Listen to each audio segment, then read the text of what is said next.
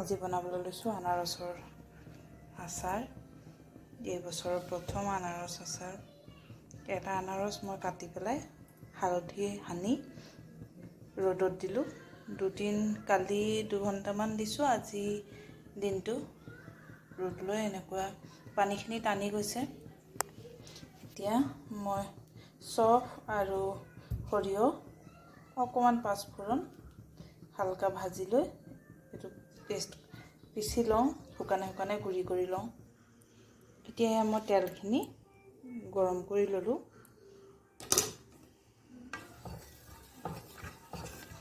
অকণমান ঠাণ্ডা হ'বলৈ দিম, গেছটো অফ কৰি।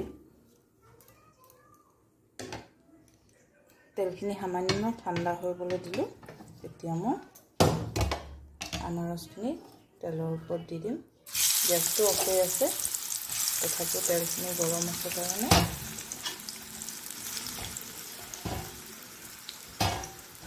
এতিয়া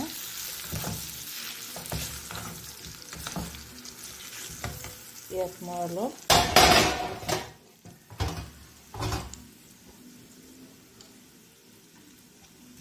জলকীয়া দিম।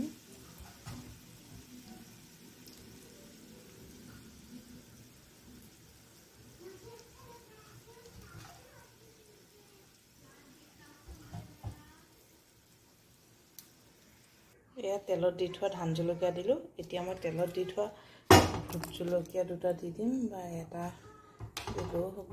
যোনে যিমানটো জ্বলা খায়, মই জ্বলা খাই ভাল পাওঁ। মই অকণ জ্বলাকেই বনাওঁ সেইকাৰণে।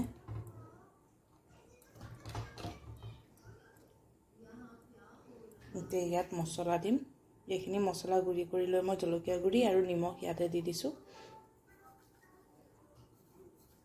গোটেইখিনি মছলা দৰকাৰ নহ'ব, সেইকাৰণে সামান্য ৰাখি দিলোঁ। এতিয়া গোটেইখিনি মই মিহলাই লওঁ। এয়া মিলাই ল'লোঁ। এতিয়া মোৰ ৰেডি হৈ গ'ল আনাৰসৰ আচাৰ। মই বটলত ভৰাই আপোনালোকৰ লগত শ্বেয়াৰ কৰিম। এয়া মোৰ আচাৰ ৰেডি, খাব পৰা হৈ গৈছে। আপোনালোকে মোৰ চেনেলটো লাইক, কমেণ্ট, শ্বেয়াৰ কৰিবলৈ নাপাহৰিব। আজিলৈ আহিছোঁ, বাই বাই।